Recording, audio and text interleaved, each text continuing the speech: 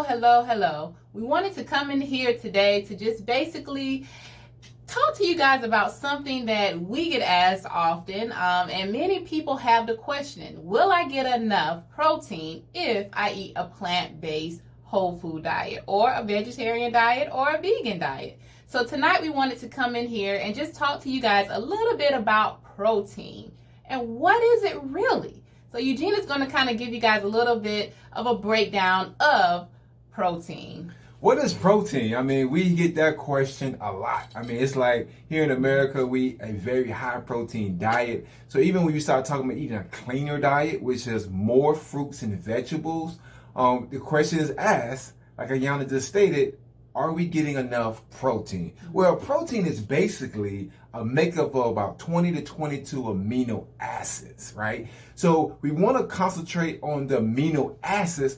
Now we need protein now because it's about 9 different amino acids our body don't create of it on. So therefore we need to get more protein, more amino acids. But when you really think about it from the mindset of what is protein, I mean, literally, you're talking about the amino acids, because protein itself is a complex structure, so therefore it can be a little hard for your body to digest. Well, literally, how your body breaks down the protein is basically break it down to what?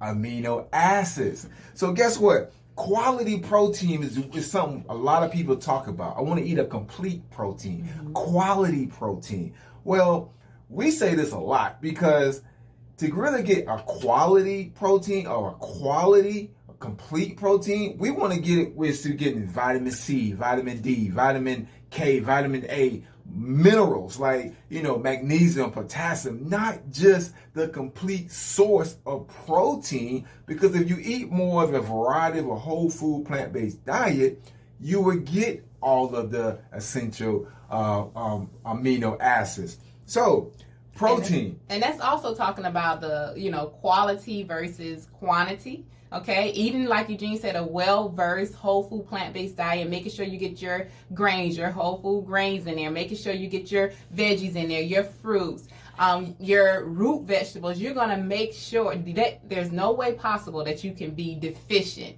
if you're getting all of those varieties of the whole food plant-based foods into your diet.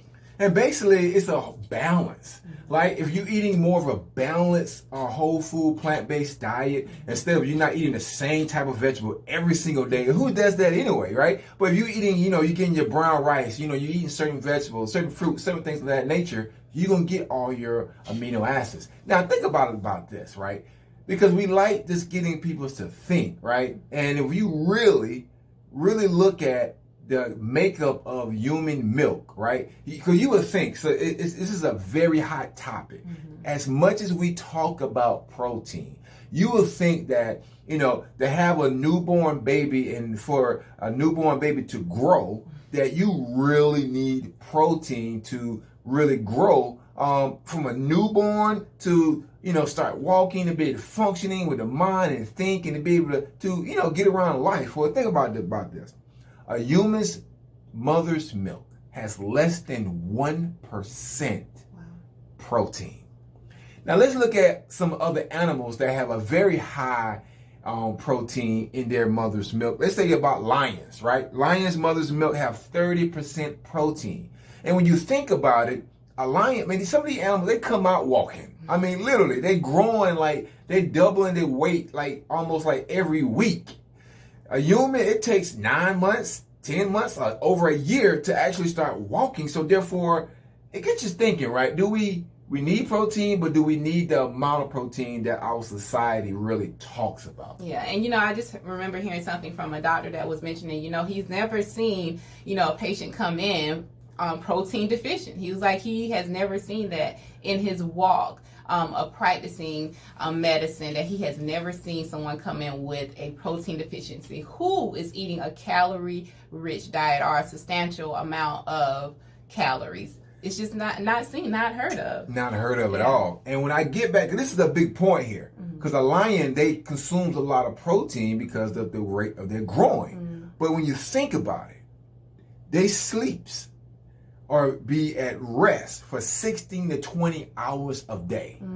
So even eating protein? Even eating a higher amount of protein, because protein don't gives you energy. Well, that's what we've heard. We heard that, right? Yeah. But when you really start thinking about it, doing some research, even when you go work out, a pre-workout bar is a lot of carbs. It's a lot of carbs. And even what gives you energy is either fats or carbohydrates. Carbohydrates, right? And don't let the carbs fool you guys, okay? I know you're like, okay, carbs, oh, I'm scared of carbs. No, our bodies need carbs, right? But it's great to get them in, fruit, your vegetables, your grains, your legumes. Those are great ways to get your carbs in without, thinking about the bad ones, like your cakes, like your, what else? What are some other things? Any refined products, processed donuts, products. You're talking about all these kind of products, that have a lot of carbs in it, a lot of calories in it, but you're not getting the nutrition in your body. So talking about the standard American diet,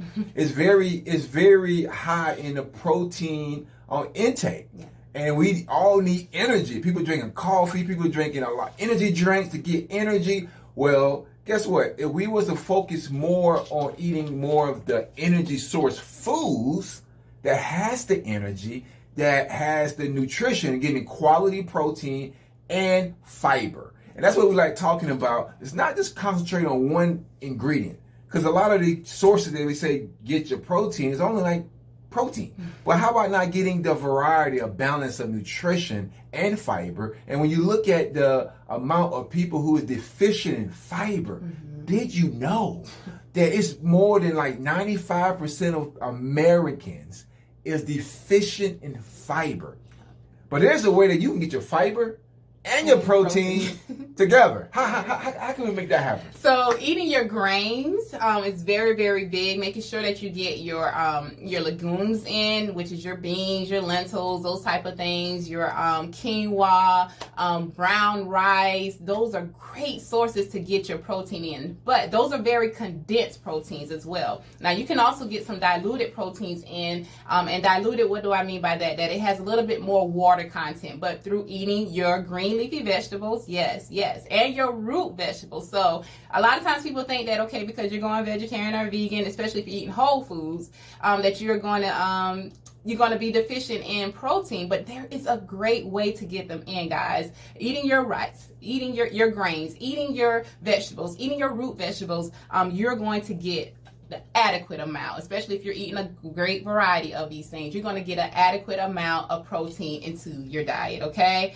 So was there anything else? And when you really think about it from a reverse, I like reversing things, psychological conditions, like, because we want to think about preventive care, not just wait on something or some kind of diagnosis to happen. Let's take action today. So we just came off of March, which basically is our Kidney Disease Awareness Month.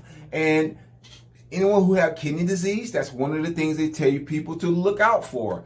Lower your intake of protein.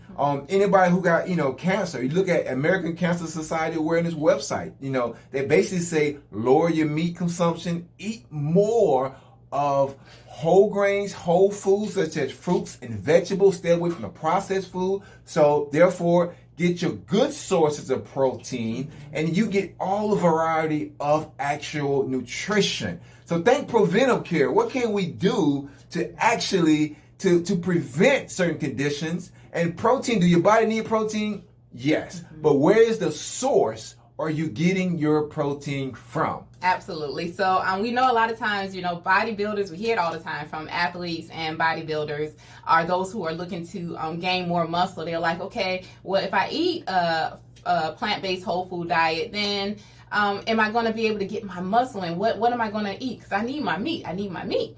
Okay, well, a meat is a source where you can get protein from, right? It is a good source. But there are so many top athletes, very, very successful in their careers, and bodybuilders that are whole food plant-based, okay? And a great movie or documentary to watch that can kind of go into a little bit more details and you can hear from these specific athletes talk about this would be Game Changers. That is an amazing documentary that will definitely blow your mind at what you can do on a whole food plant-based diet when it comes to building muscle, guys. So we just wanted to come in here real quick and talk to you guys a little bit about protein, and we're pretty much done. What do you say? That's about it. That's it. All right, guys, you all have a great day.